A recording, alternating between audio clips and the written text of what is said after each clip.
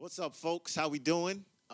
This is a different Sunday, of course. We're going to call this Halfway to Sunday on a Sunday. But we just want to invite you guys literally into the living room.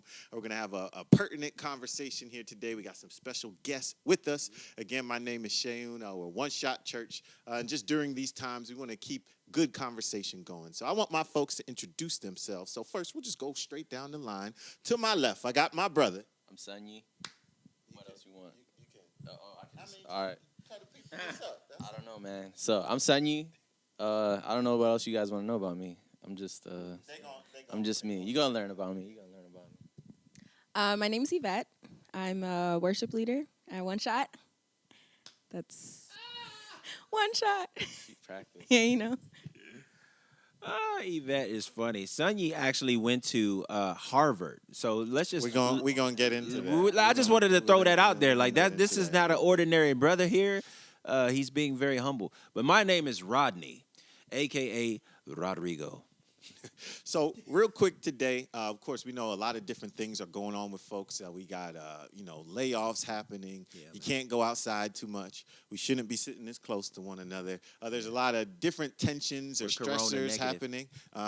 But what I wanted to do first was just check in with my folks before we jump into the conversation today. How would you say you guys have been doing, handling all the news going on, handling just kind of life being different, all the different pressures going on? How are you doing? How are you managing it? Any thoughts on that? Honestly, this whole time I haven't really been that worried. I think my biggest concern was like, when are they going to let me work from home? That was my biggest concern. And then I think just within like reading the news in the past couple weeks, I'm kind of like, okay, this is getting a little serious. So I think my progression just like of my understanding of like the virus and what's going on, I've kind of become a little bit more concerned within the past couple weeks. Yeah. And then as well, as I'm asking how you guys are doing, do we think, and not that there has to be like, well, the Lord is saying this one thing, but do we think God is communicating anything to us or that we can communicate to other people? How are you doing? What do you think God is saying during this time? Any thoughts on that as well? Either Rodney or my brother Sonny?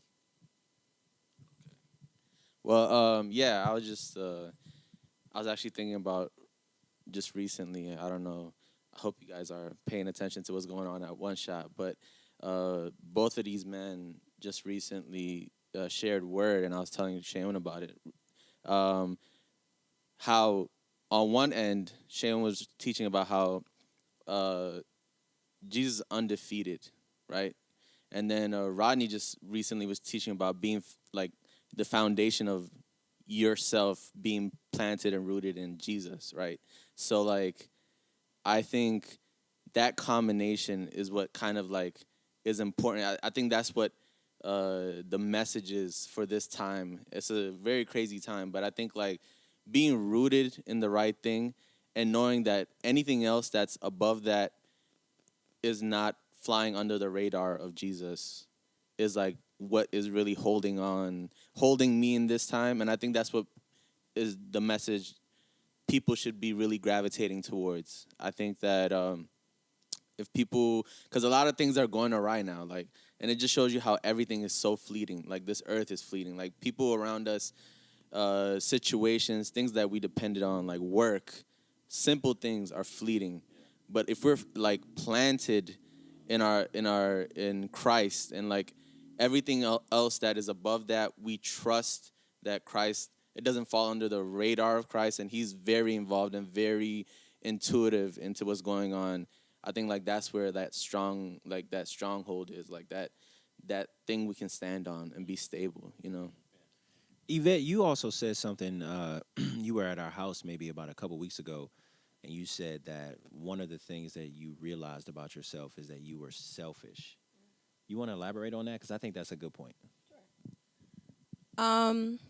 I think it kind of goes back to like my first, when you asked that question. I wasn't really worried about anybody else. I think my biggest thing was like, because of the way it was portrayed in the media, a lot of it was like, oh, if you're over 60 and then you have existing health conditions. So I'm like, oh, I'm fine. Like, I'm good. It doesn't really affect me, so I don't really need to worry about it. So when they were asking people like, hey, let's start social distancing and, like, let's take precaution, wear these face masks, I was like, it has nothing to do with me, so I don't need to do it, but cool, like, so I feel like that's really where I was like, oh. As soon as I kind of understood how serious this was, I was kind of like, oh, I took a step back and I was like, oh, wow, I think that's like, yeah. And it's not even just like other people within like my community. I think it's like, if you think about it, think about how many people you come in contact with in a day. Like, maybe not even intentionally, like just going to the supermarket. You've already come in contact with like at least 30 people, So I think it really, the social distancing is really helping. And it's about to lose my words here. Y'all know I don't know how to finish sentences. Nah, you good, you good, you good. I think the big thing too, and then I want to shoot it over to Rodney. From the church's perspective, this has flipped the game. You know what I'm saying? We're doing a Sunday like this via broadcast services. We know some pastors have been like, for lack of a better word, screw it. We're going to have service. It don't matter. We've seen some people being arrested and different government things. So what would you say from the church's perspective? How can we be looking at this virus, looking at the fact like, hey, it's Easter even, and we couldn't have a gathering? Yeah. Any thoughts you've been working through, or what would you want to say? Yeah, I was actually talking to one of my close friends last night. Shout out to Ramon and his family. Red Roots Missionaries in Bolivia. Check them out, redroots.com or .org, one of those. But, I started reading the book of Acts again and just reading about, okay, how did this Jesus movement, how did this Christianity movement begin, and how did it grow, and how did it evolve? And so I think what this has done for many of us is it's brought us back to ground zero. It's brought us back to what matters the most. I think for a lot of people, church has become very institutionalized. It's become more about the organization or the facilities even, in the gathering. But I feel like now, that all of that is stripped away from us. I think it's allowing us to focus on, okay, like, what is my responsibility as a leader, as a pastor, in this day and age, in this season? And I'm like, it's to proclaim the goodness and the grace of Jesus Christ to a dying, lost world. And it's to love every single human being that I come in contact with. And I think those two things, that is the most important thing. So that's kind of what I've been falling back to and what I've been thinking about in this season. Yeah, no, I think that is kind of bare bones. What's happening is a lot of excess, tying together what all of you said. It's a lot of excess, or I guess how they would say it is, you got to trim the fat now, and we're left with like, what is the meat of the matter? What matters the most? And it's causing us to re-examine our priorities, right? So I think that's a great transition springboard. For the next few weeks, we're going to be entering a series called Bullseye, and the whole goal of that is saying, what should you be aiming for in your life, and how do we know if we're hitting that target? So the first question I wanted to ask kind of personally, as we're taking a gaze at this too, is like, man, when you guys think about success, what did you define success as when you were growing up? Like, what was the thing where it said, hey, when I reach this point, I've made it, right? Or if you guys, it doesn't have to be just when you're growing up, but in general, if you were to think about success and the vision you had in your head for what success would be, did any thoughts come to mind? For me, I think when I was younger, it was definitely I graduate college and I get married, and that was just like the Boom, end. that's it. I didn't know what else was coming after that. Yeah. Okay, so and I think for a lot of people too, it's like, especially as a kid, it's like, man, you see we're sold a dream. And a lot of us buy it, myself included, where it's like, yeah, no, I'm going to get married. I'm going to have my own house. Like, I just move out of my parents' house. I'm not stuck in this room no more. Ain't nobody telling me when to go to bed. And it's like, success is like I have my own thing, right? Any other thoughts? How would you say you define success? How has that definition morphed over the years? Rodney or Sonny, any thoughts on that? So I think that personally, I saw my definition shift so many times that I was like, okay, there's something. Obviously, there's something that is not constant here, right? And I was like, your definition of success constantly being reinvented and shifted. And one thing is, you can elevate your whatever success is, like, or something. That's how I thought about it. I was like, you can elevate it, but the fact that I'm going in this direction and then in the other direction, or one way or the other, I was like, something's not right here. My whole life, that's how I thought. But yeah, so I had this shifting definition or vision of what it meant for me to be successful. Yeah. And I think like I had hit a point very recently actually. I had to hit a point where I was like, okay, no, this doesn't make sense outside of Jesus. Like the context of Jesus. And I was like, once that was introduced into the thing, I was like, when it comes to like career and family life and relationships and stuff, once that was, not that it was ever missing, but once that was illuminated that it's necessary in these positions, Jesus cares about these positions. And I was like, okay, I have a very, very concrete understanding of what my purpose is. Yeah. Much rather than what does the success look like to me? What does it mean to be, Yeah. So I would too. So if we do take it back, Rodney, when you were thinking about growing up, Seat Pleasant, Maryland. Yeah. Shout out. Shout out. You know what I'm Highland saying? Gardens. Look at it. What would you say you saw as success, or did you ever think long term enough to say, man, I would make it when I reach blank?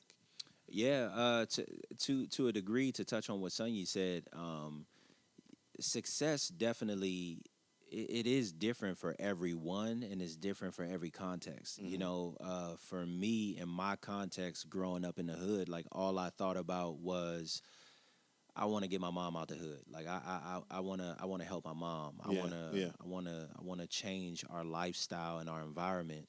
And so for me, you know, being presented in my context, you're presented with drugs as an option. You're presented with you know, just that kind of street lifestyle, and it's kind of glamorized and glorified, especially in your environment, as well as the music that you listen to and different things like that. So for me, I've always just thought, like, I don't care how I do it. Yeah.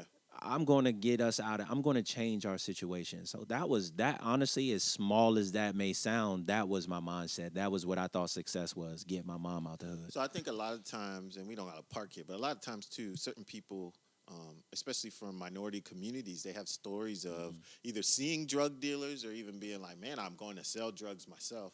So even to unpack this mindset, right? And I don't know how vivid you want to go into your experience. Would you say you have been on a corner, like, yo, I'm about to sell whatever that may be? Don't incriminate yourself. But when It's you were... what is it, the law, the... statute of Statutes, limitations, yeah, right? statutes So of if you're we past good. that, this was way back when. But would you say you saw that as like a ticket to success? If you're saying, hey, man, short term, I'm on this corner, all I see is just money. Like, walk us through the mindset of what it was, what you were shooting for. Yeah, I mean, well, when you're young and you're at the basketball court and, you know, my mom, she couldn't afford to buy all the shoes, and she could barely afford to just keep groceries in the house. You know, like I was making fun of my kids. You know, they're crying about, you know, snacks, and I'm like, snacks? There were no snacks in the hood, man. We get out of here. Ain't You no know, we didn't have snacks. snacks. Rich people had snacks. Boy, you better eat what's in front of you. But we got to teach our kids that are privileged, man. Just, you know, we got to expose them. But for me, yeah, when you're seeing guys pull up in cars that are like, whoa, and they have wads of money, in their pockets, and you know, there was a couple of, we call them OGs, you know, and there were a couple of guys, you know, the ice cream truck will pull up, they pull a wad of money out their pocket and buy all the kids something, and you just see that and you just think like, man, I want that, and I don't necessarily care how to get it. I want to do that. So for me, there was a moment in my life where I saw selling drugs as an option to get the success that I wanted.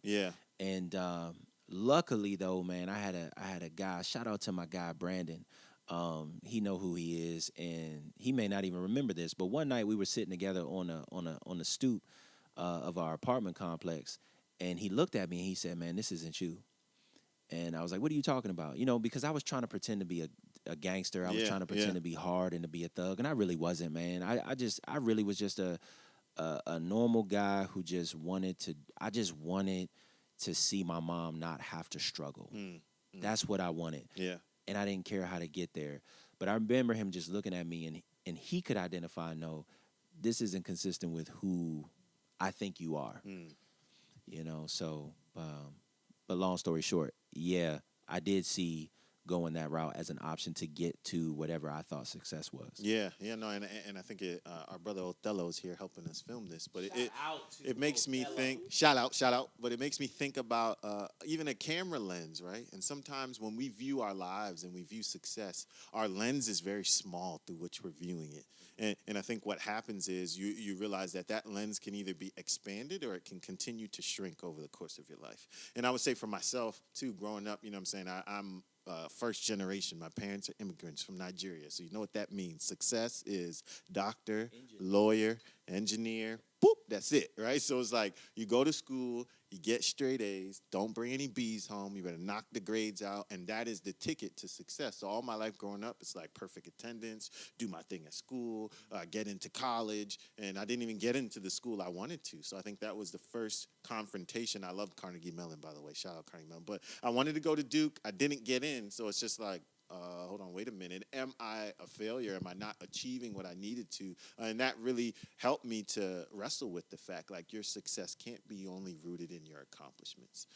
But to transition to, so I wanted to ask this question for our two guests today, too. I know you guys, I want you to walk us through your collegiate experiences, right? Because I know Yvette mentioned this, too. When you're growing up, a lot of times it's like, hey, I'm going to go to college, graduate, get married, have my family, my stable job. Boom, I'm successful. But maybe, or I know both of you guys have some experiences that weren't so traditional with as you were navigating education. And I think the one wrinkle I want to throw in there too, and we'll unpack this after you kind of tell us a bit about your education story, was something that Rodney said when his friend Brandon was like, man, this is not you. And I think identity and success and our goals, it's this nice goulash. It's all mixed together. And you're trying to discover, we are all trying to discover who we are as we're walking towards what we're supposed to do. So can you guys walk with us through, what was the collegiate experience, your experience grad school, I know for you. Could you share a little bit with us about that? Ladies first? Okay. Yeah, so I think, like, coming out of high school, like I said, I had very shifting goals and whatever my definition of success was. But definitely I went into college just not really knowing exactly what was really going on in my life. And that's very, like, retrospectively thinking, because in the moment I was just like, okay, this is what has to happen, kind of like what Yvette was saying. Yeah, you go to college and make it happen. So I went to the Howard University. So, you know what I'm saying? Okay. HU, you know the vibes. But yeah, so I went to Howard, and undergrad was just kind of like, all right, going through the motions. I think as it were, I was really, like, coming into myself, but there were so many different aspects that were shifting, and that's kind of like the general consensus of my life for the past, I want to say, like, 6 years, was like that shifting, moving, kind of seeing like, okay, there's something going on. And then coming out of there, I was getting ready to go into grad school, and I was like, I know I want to go to grad school. And I was in this honor society, and they have, like, this pathway thing that they do. And so I actually ended up double majoring in my undergrad, and then through that and using the pathway, I had gone into Harvard University. It gets hectic. So Harvard. So getting into Harvard University, I was kind of like, I didn't know what to make of it. Yeah, it was a big deal. Yeah. And like you said, like I grew up surrounded by a real, like, uh, a foreigner community. My parents migrated here, and so uh, and so just being in that community, it made me feel like this is what it was. Everybody, aunts, uncles, friends, family, they're just like, oh, you made it. That's it. Like, it's a wrap, and I guess I kind of just rode that wave into that experience, and then that's exactly what it was. Like, everything was really my effort, my exertion, and I didn't know how much it was wearing me down. And everything was going great, in my opinion, because I was on a wave. And I think that you don't really see how hectic it is, because when you're on a wave, you're just focused on making sure that you're up. But when that wave crashes and like the water is still, that's when you get really stuck with the reality of things, right? And I got that still water. It was, I don't want to say it was too late, but I was already in the midst of it, I was in the right in the middle of it, and I was like, this is not it. When you say middle of it, you're just talking about being at Howard. Being at Harvard University. Yeah, being at Harvard and being up in Boston. I was really kind of like by myself. I didn't really know too many people up there. I was living on my own, and I was like, okay, I'm making it happen. Let it be. So there came a moment where you realized that even though this is like the pinnacle of what success is, like you're going to Harvard University, and you'll forever be immortalized in the sense of like I'm a Harvard grad, but you get this sense of like this isn't where I'm supposed to be. Exactly, and I was just like you said, I had that moment internally where it was like, this is not you. Yeah. And I remember that's one of the worst days of my life when it hit me. Truthfully speaking, like it hit me like a ton of bricks, and I was like, I even just hated being in my skin that day. Yeah. And I remember I was attending Hillsong Church up there, and that was like a Saturday. I remember that day was a Saturday, and the very next day, I was just like, I just got to go to church. So I stepped in there, and I just felt like this peace come over me, just for a quick second. Real quick question: why did you feel like you had to go to church? I to be honest, in the moment, I couldn't tell you.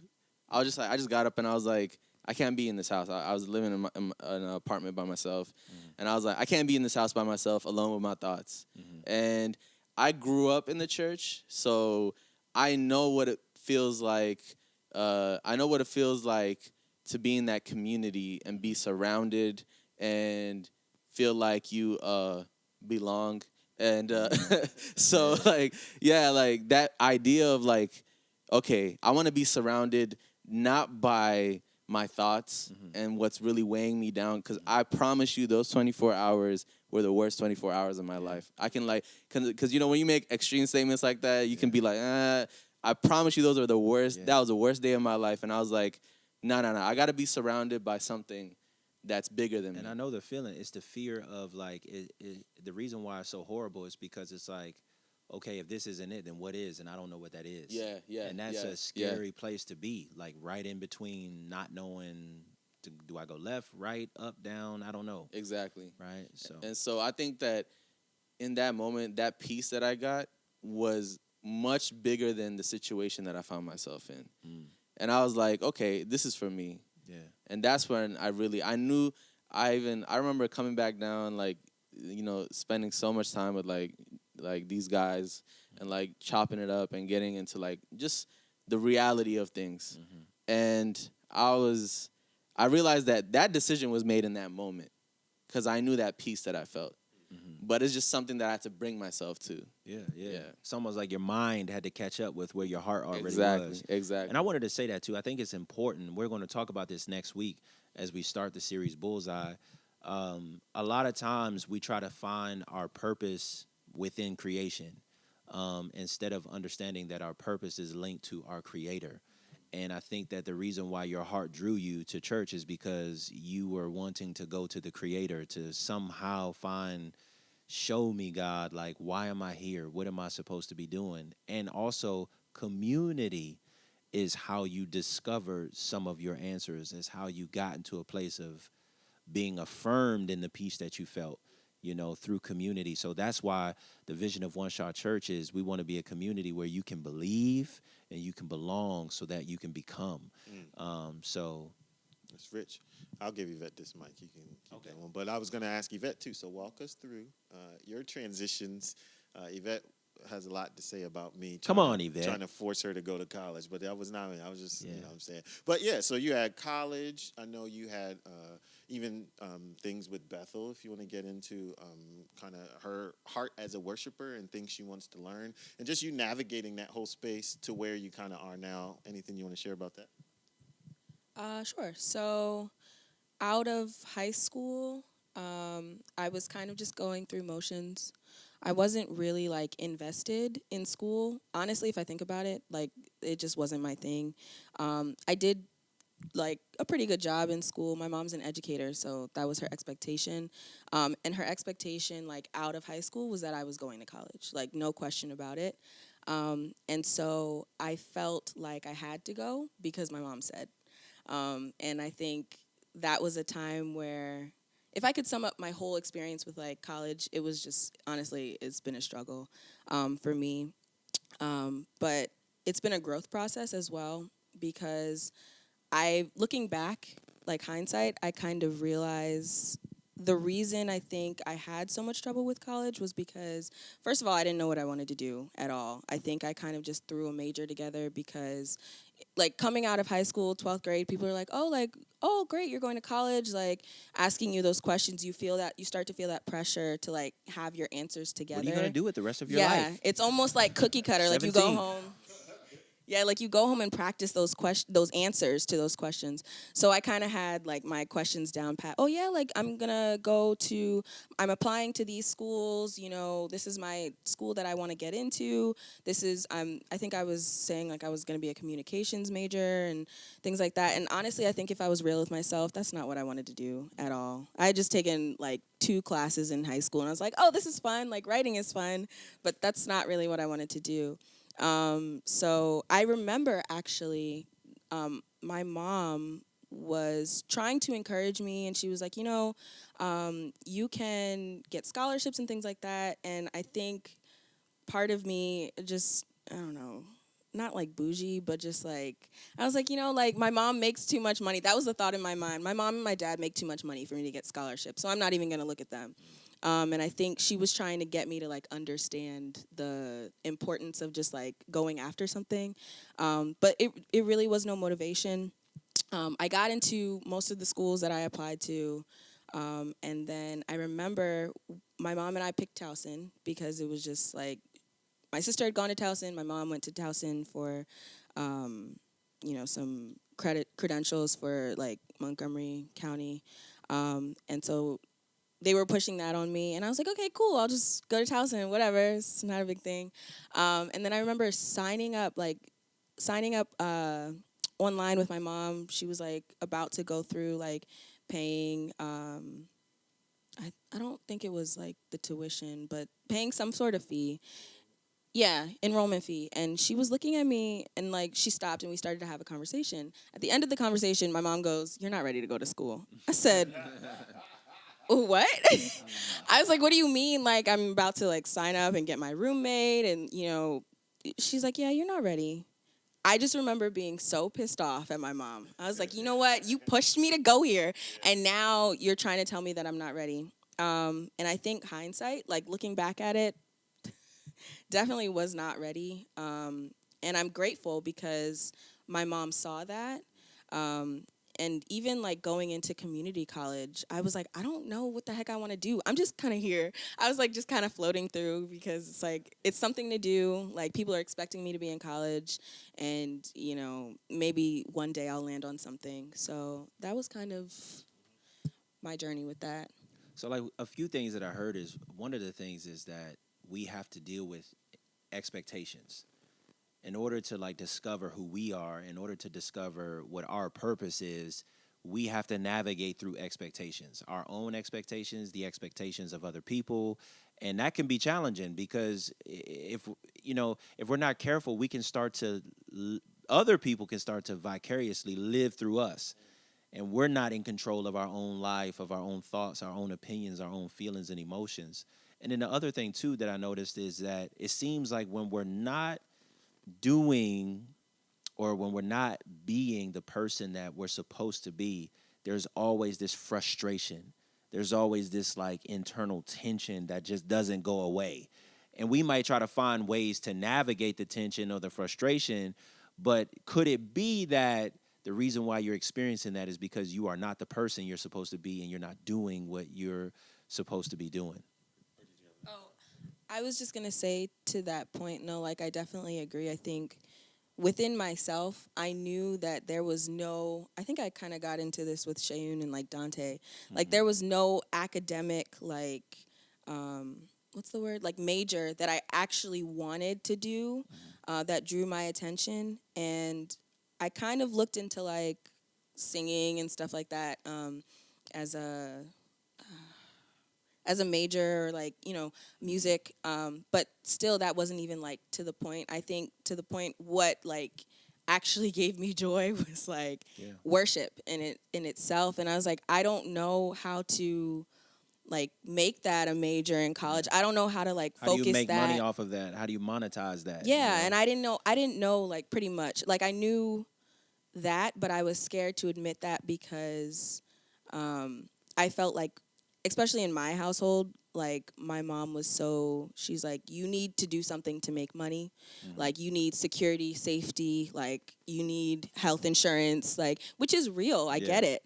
But it was hard to, like, have that, and then also it was hard to hear that and then also, like, feel how I was feeling. I didn't know how to put those two together.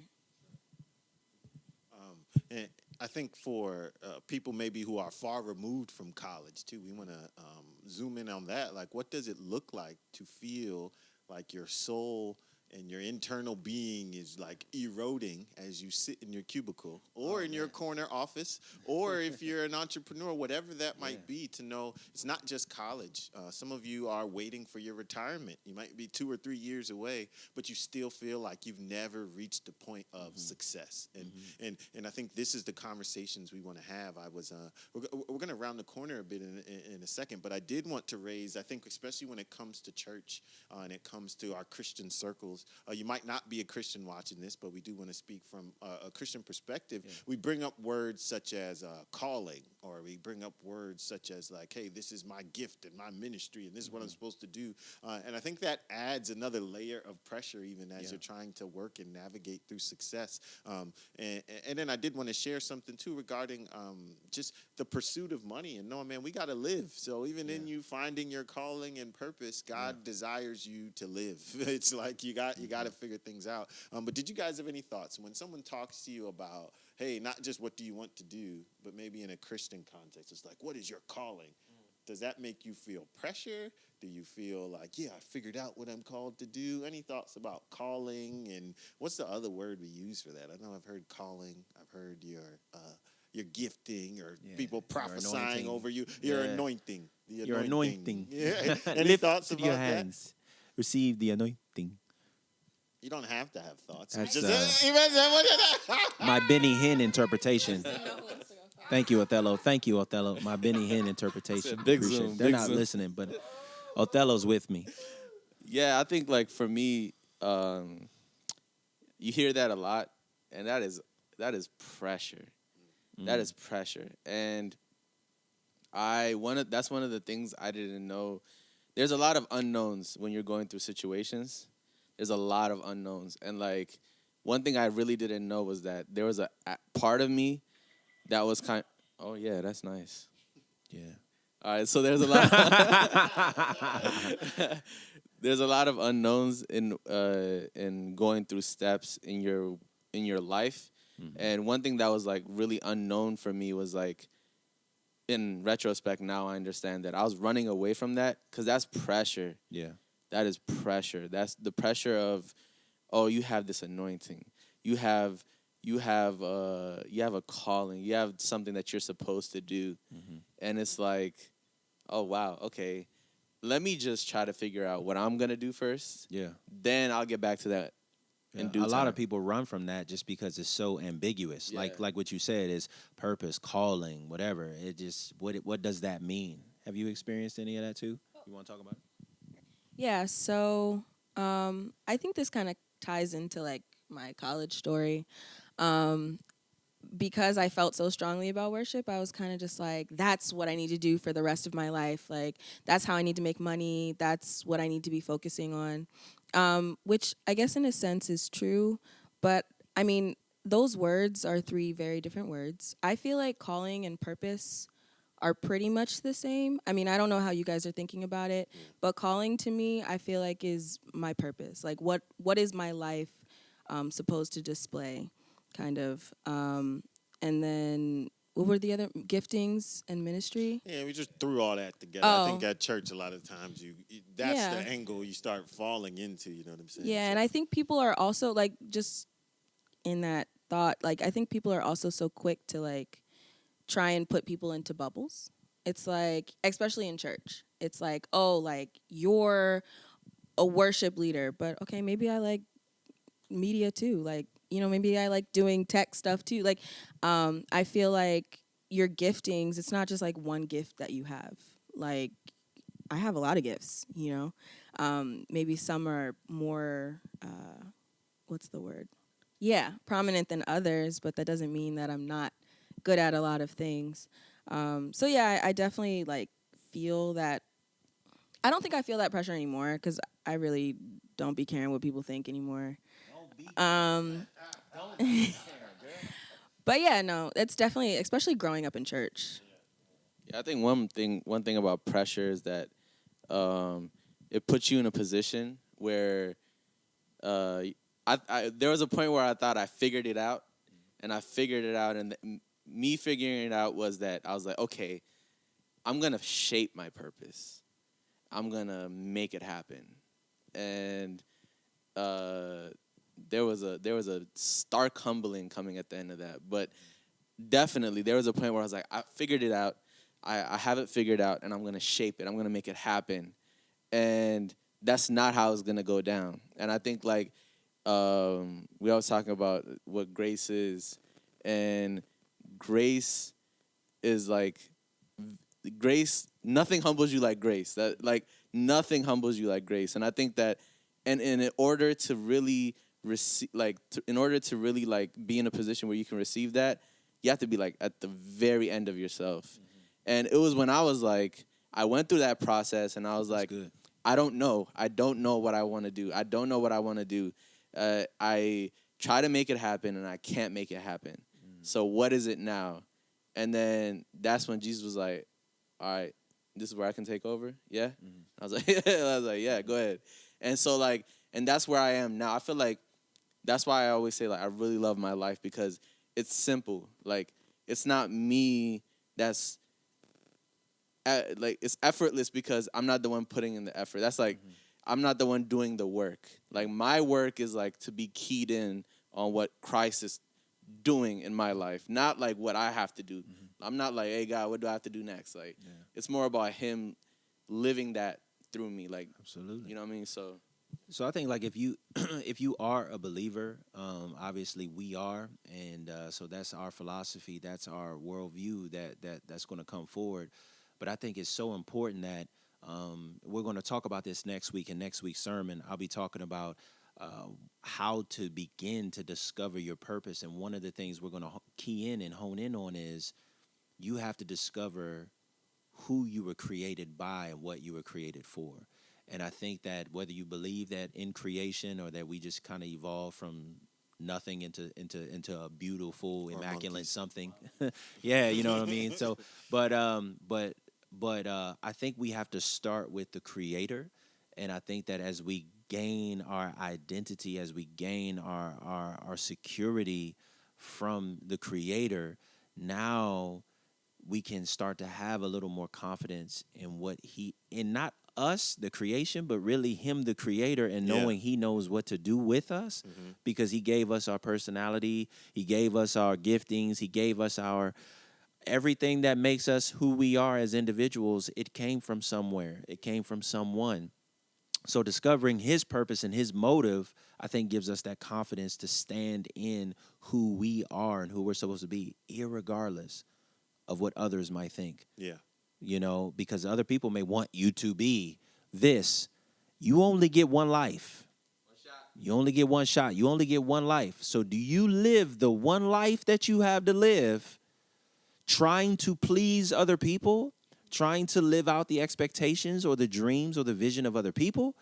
Or do you dig deep and you discover what your creator has created you to do and who he's created you to become, and you start to fulfill that and walk in that courageously? There's going to be times and moments of fear, but I promise you, God will surround you with a community of faith that will keep you, that will encourage you, and will help you to discover who God has created you to be. I'm preaching right now, so I'm going to give this back over to Brother Olu. Yvette had a thought. We're about Speak to round your the thought. corner and close out shortly. Just our last few thoughts, and like Rodney shared too, we're going to be unpacking this. This is not a one-time conversation. This is not you're not supposed to define your life's purpose within 30 minutes or an hour or a year or 15 or that. You know what I'm saying? Forever we will be uncovering a purpose, but to know God intended something, and he's not waiting for you to mess your life up. He made you for a reason, and therefore he wants that reason to be fulfilled, and he will help you to have that reason fulfilled. But yeah, Yvette, you had a thought? I was just thinking about what Rodney had said. I kind of look at purpose the way you were saying, like about who my creator is and then who I'm created to be. And I think that makes it a lot easier for me. I feel like there's a lot of like what other people are trying to tell you, like you should do this, you should be this. And it's so easy to get fixated on that. But I think once you dumb it down to like, not dumb it down, but y'all know what I'm trying to say.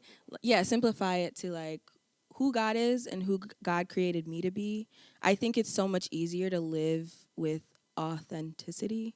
And I feel like I've had to define that not as like me trying to be perfect in like who God has created me to be, but just like being who God asked me to be and really like living in that. Yeah. So, yeah. And that's a restful place to be. Yeah. Yeah. Like it's a tiring thing to be somebody that you're not. You know, in my context, you know, especially before, I should say Christ found me. I was trying to be someone that I wasn't, and that was exhausting. Yeah. And even then, when I discovered Christ and started walking in who God has called me to be, and other people started discovering the giftings that I had, the leadership abilities that I had, all of a sudden there were these heavy expectations that they had and that they were placing on me. And I started feeling like, oh, wait a minute, I'm losing myself here. And I started drowning in this like this matrix, this fake place, you know what I mean? And like you said, when you have the freedom to just be, man, that is it's easy to just be myself. It's difficult for me to portray or to personify something or someone that I'm not. Yeah. That's exhausting. And I think that people of all ages, of all backgrounds, experience that exhaustion and that frustration of trying to be someone, trying to maintain an image that really isn't consistent with who you are and who you were created to be. Yeah, yeah. And so I think the big takeaway is this, man. All of us have a bullseye for our lives. Mm-hmm. The thing is, your bullseye will be unique to who God made you to be. Yeah. Over these next few weeks, we'll be unpacking the things that from the scriptures, from God's truth, that will help us to define what that bullseye is. And we'll see that there's similarities that will overlap because we're in community. But my brother Sonny, Yvette, or Rodney could never do what I was made to do. Right. And that's not because they're not great in their own right, but it's because God uniquely wired me to do something. Mm-hmm. So our whole goal that we're pushing you towards and what we want to push you towards, so feel free to comment, DM us any questions, email us. Share this conversation. The whole goal is this, to help us to define who it is God made us uniquely to be, and then to go do that, because at the end of the day, it's about God getting the credit and the glory so other people can see him better and not just see us. Yeah. That's not the point of what we're doing. And you only get one life to do this. One shot. There we go. One shot. So, So don't waste it. Thank you guys so much for tuning in today. I know we could talk about this for can. a much longer time. Yep. We want to thank our guests so much for Facts. joining us today. Appreciate you guys Yeah. rocking out with us. Yeah. Thank you guys for tuning in. Check us out for the rest of this series, Yeah. Bullseye. We're going to have Yeah. a lot more to share about purpose, about your calling, about destiny, about all Mm-hmm. of these things thrown together. And hopefully we all come out better on the tail end of that. Yeah. So we would pray real quick with you guys. And then, of course, like we said, feel free to comment any things. Brother Rodney, would you like to pray us out for today? Sure, man. Let's do this. Jesus, we are so thankful, God, that you love us and you created us with love, for love. And God, I thank you that you're helping us to take steps closer to you and to knowing you and discovering more about you, because as Paul said, our life is hidden in you. And so as we discover more about you, we discover more about who we are and what our purpose is and what the meaning and the value that we have to our lives. God, help us to just be honest with ourselves. Help us to be real with ourselves and not try to hide, not try to front, but help us to ask hard questions. And God, I pray that as we continue to navigate this series, Bullseye, and discovering purpose and identity, that God, we would just be better off, that we would be more secure, more solid in who we are and who you've called us to be. And it's in your precious, beautiful name we pray. Amen. Peace See you out. guys Thank y'all so soon. much. Like, share this with your friends. Comment below if you Again. know what your purpose is. Again. If you know what your purpose is, Again. shout amen in the Othello's comments. going to cut this off at some Huh? point. I don't know. Okay. Othello. Peace Huh? out, y'all. Amen.